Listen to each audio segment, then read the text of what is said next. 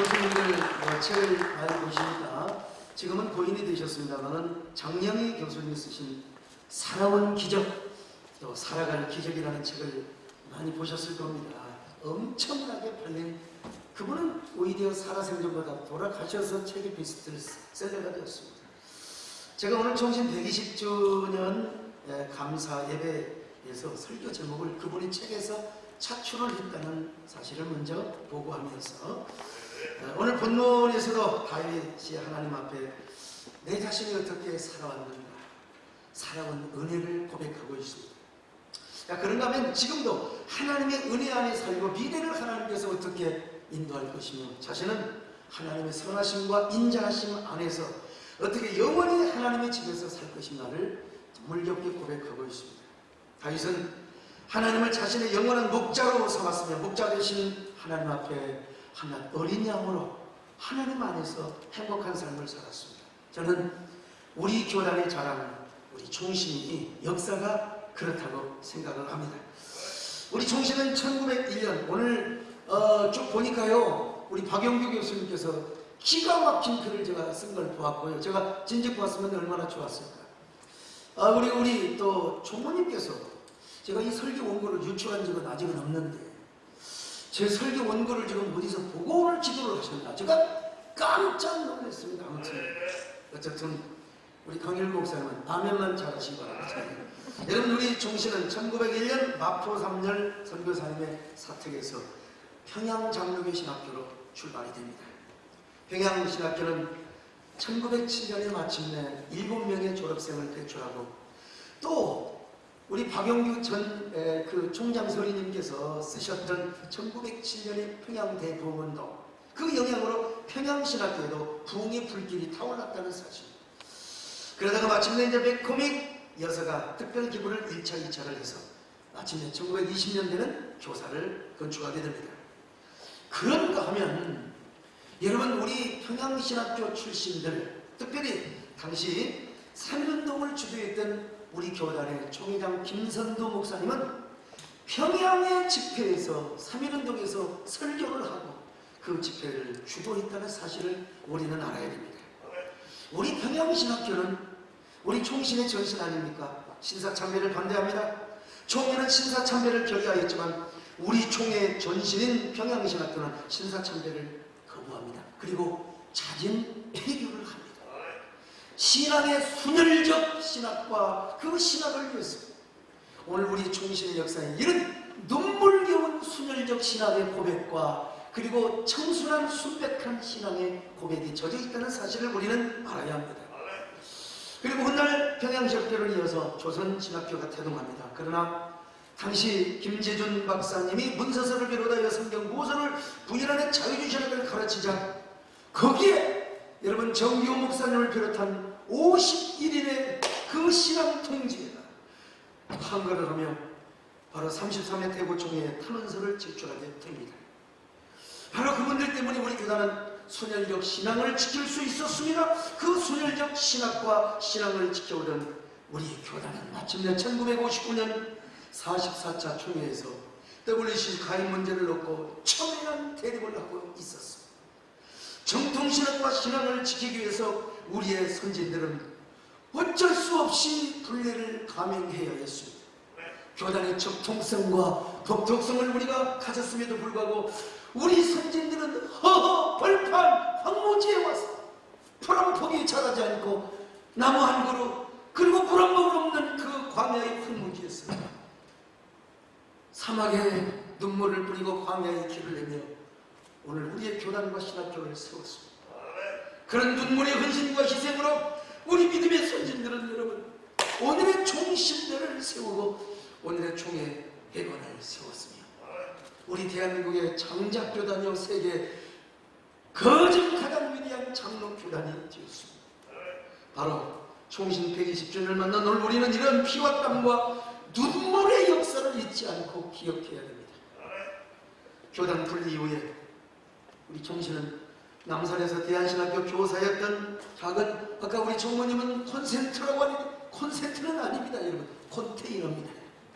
그 컨테이너 건물에서 임대하여 다시 새로운 역사를 쓰기 시작합니다.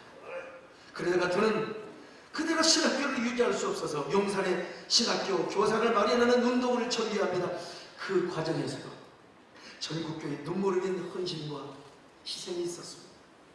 그러나 그렇게 말하는 용산 교사에도 더 이상 감당할 수가 없었습니다. 여러분, 복도 구석에서 예배실이 좋아서 복도 구석에서 예배를 드렸다는 얘기를 듣고, 저는 이 교회사 연구가도 아니고 제가 쭉 자료들을 보면서 눈물을 적시며 총신의 역사를 한 페이지 한 페이지 추억의 책장을, 역사의 책장을 제가 넘겼습니다. 교수님들은 몇 달씩 월급도 받지 못했고 학생들은 학교 재정을 마련하기 위하여 여러분 전국교회로 모범운동을 하러 다녔습니다. 그런 열악한 환경 속에서 5년 동안 400여 명의 학생들을 배출합니다. 오늘날 총신대학교는 이런 눈물과 땀의 과정을 거쳐서 세워지고 발전이 되었습니다. 거기 한 중앙에 누가 있었습니까? 하나님께서 김윤찬 목사님을 쓰셨습니다. 김윤찬 목사님은 교단 분리 이후 포코신학교를 세우기 위하여 미국의 맥킨타이어 박사에게 눈물로 쓴 편지를 보냈습니다. 맥킨타이어 박사는 우리를 도와주십시오. 한국에서 보수신학을 사수하는 것은 우리 교단과 총신뿐입니다. 우리 종교가 총신이 무너지면 한국의 보수신학도 무너지고 한국교회는 좌절가 될 것입니다. 그러니 도와주십시오. 그렇게 해서 마련한 종잣돈 10만 불로 용산신학교 교사를 마련합니다. 그래, 그곳에서도 반주할 수가 없었습니다. 그래서 또 하나님께서 당시에 대구성문교회 담임 목사님이시자 총신 교수로 섬기고 있었던 명실원 목사님의 마음을 흔들어대기 시작합니다. 그래서 그분이 복음운동의 선구자로 나섭니다. 그래서 명실원 목사님은 신학진암을 비롯하여 모든 매체를 통해서 그리고 만나는 사람마다 그리고 집회할 때마다 총신을 세워야 한다고 눈물로 호소를 하였습니다. 이때 백남조 장로님을 중심으로 하여 십상시라는 동지회가 발족이 됩니다. 그리고 그들은 마침내 명실원 박사님을 도미케 하여 미국에서 복음운동을 하게 합니다. 당시 명실원 목사님은 직장암 4차 수술을 받고 왜 이런 걸 우리 총원이 보고 이게 똑같나 이 말이요. 저대로 뭔 얘기를 하라고. 투병중이던 인공항문을 차고 여러분 미국인들이 그 모습을 보고 얼마나 그를 가련히 여기고 연민했겠습니까? 자신의 몸을 돌보지 않고 저 태평양에 뜬 무지개를 바라보며 그는 눈물을 흘리며 저 멀리 보이는 나의 시연성을 노래하며 여러분 미국으로 가서 모금운동을 하였습니다. 저는 그분이 쓴 일기를 제가 본 적이 있습니다. 눈물이 아니면 볼 수가 없습니다. 그뿐입니까? 우리 백남조 장로님은 우리 이런 우리 박성규 목사님이 더 잘하시는 내용이죠. 백남조 장로님은 자신의 집도 없어 공장 안에 있는 조그만 양철집 그곳에서 노모를 모시며 살고 있었지만 총신 신축을 위하여 여러분 지금의 우리의 자랑스러운 총신의 땅을 기증해 주셨습니다. 그리고 총회는 총신 신축 5개년 계획을 전국적으로 확산시키며 눈물거운 헌신과 그리고 기도를 드렸습니다.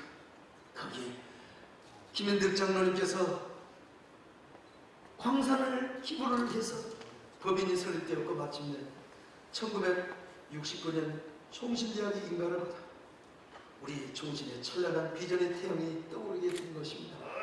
여러분 저는 지금 눈물이 글속에서 제 원고가 보이지를 않습니다. 그리고 오늘에 여기까지 왔습니다. 바야흐로 이제 학교사를 120전에 맞는 총신의 역사적인 일을 살펴보아야 됩니다. 120주년을 맞는 의 무엇보다 우리 총신은 정통 보수신학과 개혁신학을 지켜왔습니다. 그러므로 앞으로도 우리 총신은 정통 보수신학 여러분 개혁신학을 지키는 파수꾼이 되어야 합니다. 또한 우리의 총신은 한국 장로교의 발원지 역할을 하였습니다. 그런 의미에서 앞으로도 우리 총신은 장로교회를 세워가는 마청의 역할을 해야 될 것입니다. 여러분 우리 총신은 1907년 평양 대붕의 역사와 함께 한국계 부흥의 반원을 일기했던 부흥의 진원지였습니다.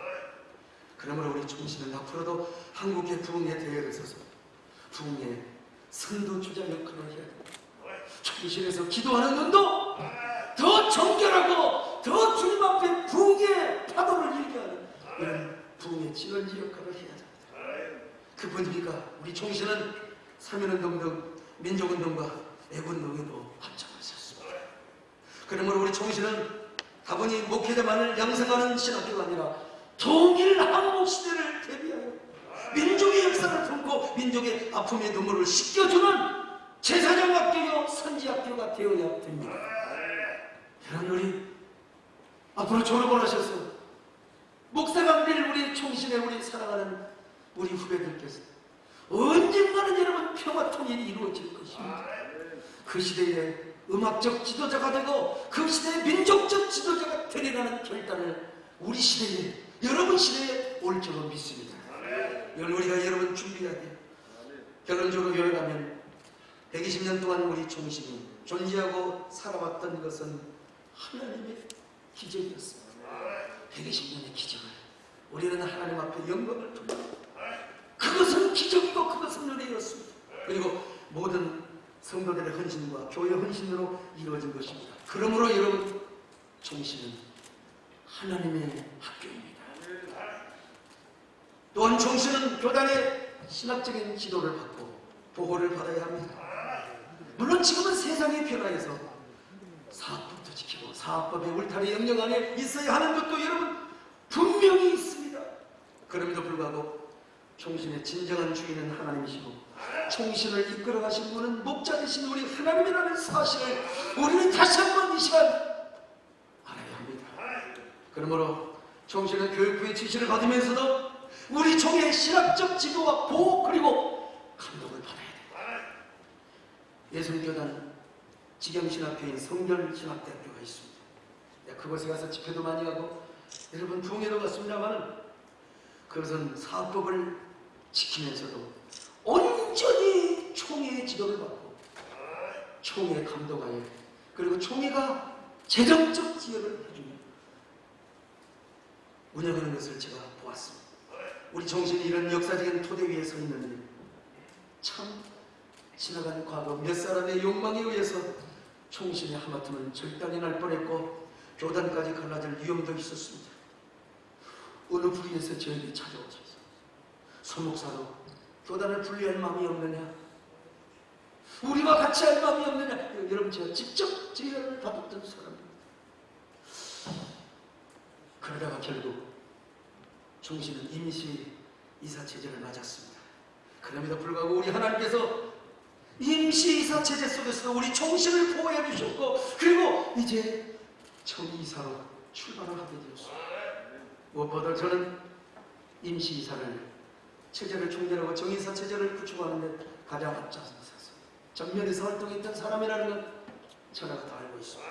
다만 앞으로 우리 새 이사장님과 새 이사님들이 일정 부분에서 당연히 사업법을 지켜야죠. 동시에 더 중요한 것은 총의 영적인 지도를 받고 총의 신학적인 감독과 보호 속에서 총신이 더 번성하고 부흥하고 더 도역하기를 바랍니다. 그러기 위해서 우리 정의사님들뿐만 아니라 존경하는 이 재석 총장님 그리고 이 자리에 계신 모든 교직원님께서 총신의 역사를 알아주셔야 됩니다. 그리고 앞으로 총신이 다윗처럼 하나님을 목자로 삼고 하나님이 이끄는 선지학교가 되도록 여러분이 힘써 하나님의 종이 되으셔야 됩니다. 사실 하마터면 총신 120주년을 임시이사 체제 속에서 맞았다면 얼마나 우리 가슴이 아팠겠습니까? 그러나 다행히도 정의사 체제를 맞을 수 있어서 얼마나 감사한지 모르겠습니다. 재단 이사장으로 선출되신 우리 존경하는 김기철 목사님께서 우리 총신을 잘 받들어 주시고 섬겨 주시리라고 저는 확신합니다. 안 믿지 마세요. 확신합니다.